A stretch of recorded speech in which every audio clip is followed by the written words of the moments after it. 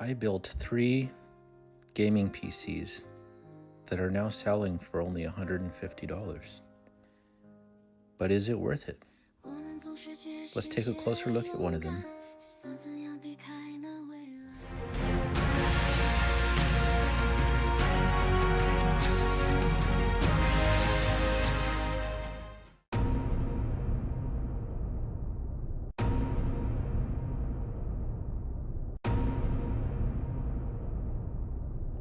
So it's finally done, the $150-ish build. The parts that I purchased for this have been listed a couple of times, and the rest were parts that were pulled from other purchases, so we used kind of a average value cost. If you add up everything, it's about $115.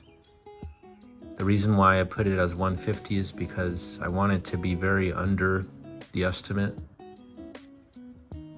And this is what you could typically build for $150. And so we'll go over the parts list in a second, but I want to look at this from the viewpoint of the buyer. And you've seen my videos where I buy an old gaming PC and I kind of look at it and pick it apart. So I'm gonna kind of review myself here, because I don't really build gaming PCs. I buy old ones, I clean them up, and then I sell them again. Or I put together things from parts laying around, but I'm not what you would consider to be a builder. But this particular PC is for sale right now for $150. And I'm gonna look at it from the perspective of the buyer. Would you buy this for $150? That's the question. And you guys can answer that, yes or no. So we have the Inwin case that's been here for, it seems like forever. It's a very small tower, and this lights up red, as you've seen. It's just red LED, glass side panel. It has this weird ventilation system here. So this is the second one of these I've had. I had the white one that you saw before.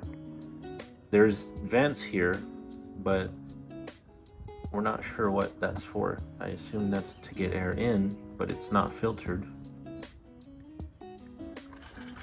And so it has this cool toolless panel. I like this. So you just do that to access the parts. I don't imagine you would be taking it apart very much, but if I was to buy a case like this for myself, I would definitely want a toolless thing. So that's cool. And then you have of course, the clear side panel. I don't make computers with clear side panels myself because I don't need to see inside, but people like it. So what I did was I tried to make it to where, even though we're using, really cheap old stuff, I wanted to make it look nice. So it kind of looks better than it actually is. With the GPU, it was originally silver. I painted it white. And so let's open this and take a look inside.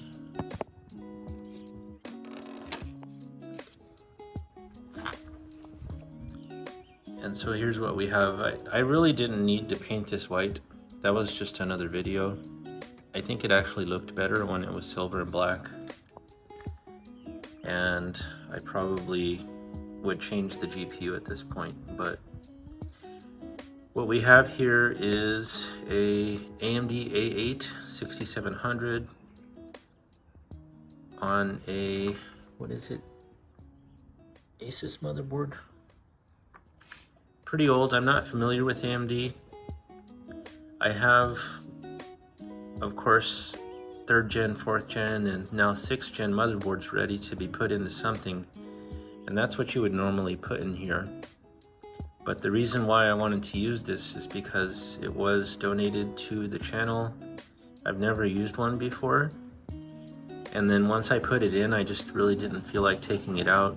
And also, it's really not worth anything. I can't sell it. So it just sort of evolved into this thing where I was going to use it regardless, just because of how nicely it fits. And then this cooler was free, and it didn't come with a fan. So if you look back to the original, this is the 3rd time I've recorded this. I can never seem to get it finished. The original one had a fan here, and I just took it off because I like this look of no fan.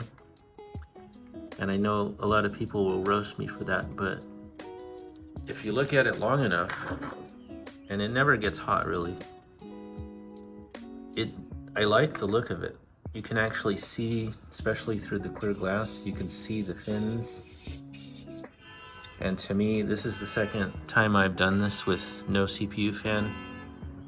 So basically all the air is coming from here. The air comes up from here, goes around and through there. It never gets hot. Now there are fan mounts here, but there's no air intake on the front, so I thought that was kind of weird. So the reason why I put the fans on the bottom is because there's a filter there. I thought about putting a fan here also, but there's no filter, so I don't like that idea. And so we'll just wait for this car to stop honking.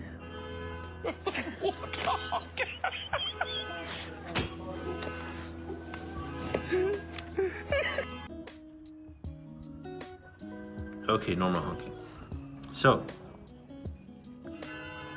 oh, it's honking again. Stop.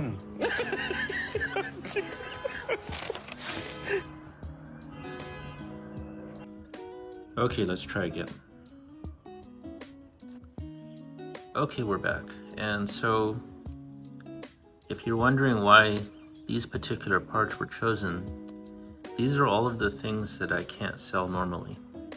So this is a RX570 4GB, which is hard to sell. It looks cool, but it's not very popular because it's not 8GB. The motherboard I can't sell. I can't sell this because there's no fan for it, and I don't have the brackets for it. And when I had the fan there, it looked off. It was kind of crooked, so I just took that off. And then the power supply is a Cooler Master 460 watt, but it's an old one, see? It's an old one, so nobody wants that either, but it does have enough power to run these. And then we have back there an adapter to convert this to twin connections. And it's a ketchup and mustard power supply, which you probably saw before. So I tried to paint the wires black, but I missed a bunch of spots. But it looks a little better now. See, if you look up there, you can kind of see it.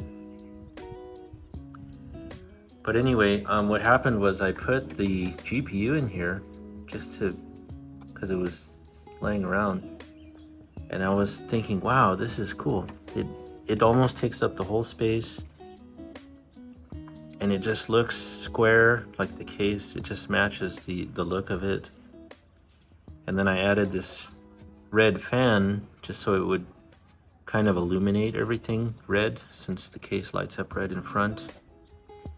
The problem I found is, if you look at the pictures later, it's kind of red here, and then the redness kind of dies like about here, and then this part's black. So it doesn't really light it up as if maybe there was a red LED on the top or something. So it kind of works and it kind of doesn't. It actually, the red light comes out from here to the wall. So it ends up lighting up half the room red behind the PC. which gives it kind of an eerie look. And then these are the fans I got for free, and I use these because they're white bladed, at least. They're not white fans, to match the white GPU. So it's okay. I mean, it's cheap. So we kind of had, what was the valuation? The case was $25. The GPU was $40. I actually bought that. This doesn't count because normally you wouldn't do this. You would just use the stock cooler. So I'm not really counting this. This is just for me to look at. It's not really part of the build. This was $8. These were free, but you wouldn't really do that either. I guess you could say maybe you could buy an RGB fan kit for 20 bucks or whatever. I'm valuing the motherboard at $20 with the memory because I bought those before.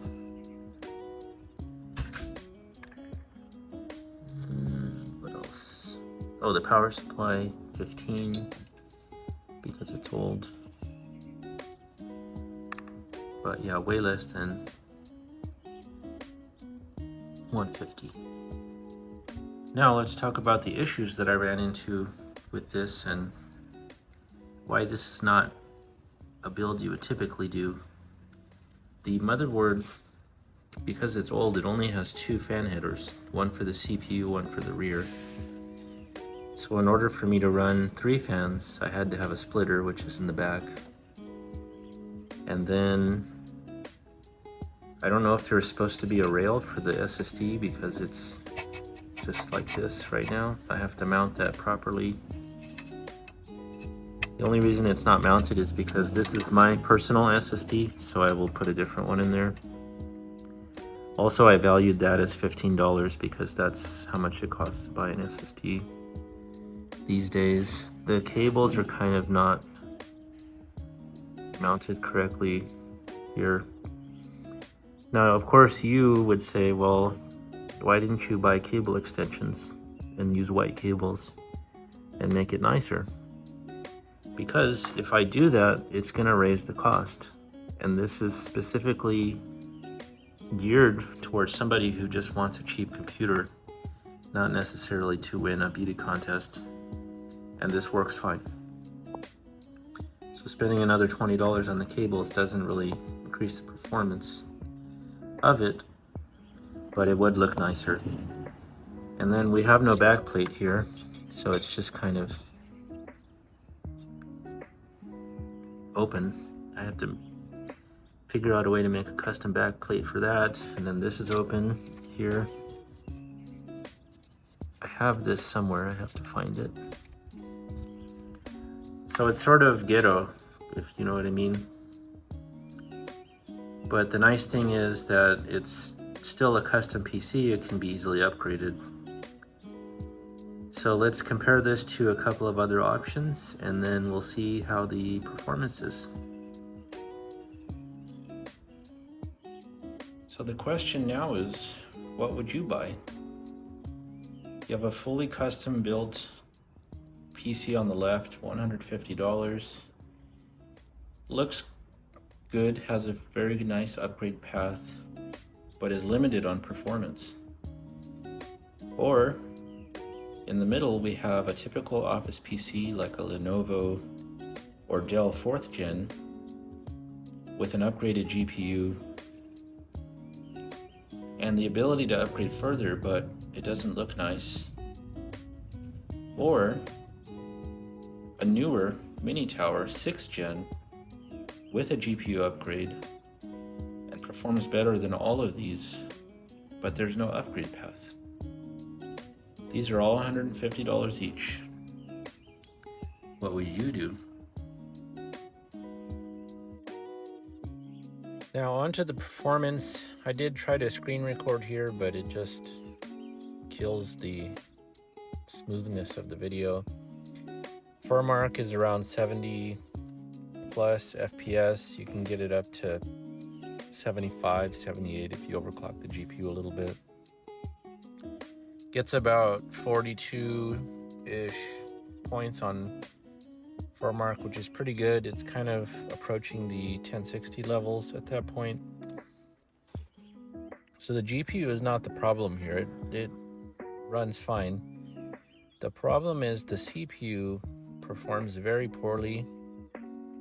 It's 4 cores. There's no hyper-threading or anything. It's just a straight 4 cores, 3 gigahertz. You can't overclock it, even though in the BIOS there's an option for it. It doesn't work, and I'm not sure why. So it's a little bit imbalanced because the GPU is faster than the CPU. So if you were to play a game that was GPU intensive, then it would be better. But then if you play something that needs more horsepower on the CPU, then you're going to be disappointed. And so of course Fortnite is perfect case. This particular GPU I've tested will run Fortnite with performance mode and all the settings on max smoothly at 120 FPS in a better system. But on this system, let me just check. Oops. On this system, the Fortnite barely can do 120 at a 50% quality. And if I take it down to 60 frames per second, then it's better. It's more solid. Like 60 at 50% is good, but it's just, there's just this little lagginess to it still. In order to be able to play it perfectly smooth in performance mode and good quality, you have to take it all the way down to 30 frames per second. And that's just, I've tested this several times before in the other videos you saw. The CPU just can't handle it. And at first I thought it was because I was using a slower GPU in the system for the first test. And then I thought it was because there was only 8 gigs of memory. So I put the 570 back in, I put 16 gigs of memory in, and it's still, the CPU is just pegged. And that's too bad because Fortnite didn't used to be like this.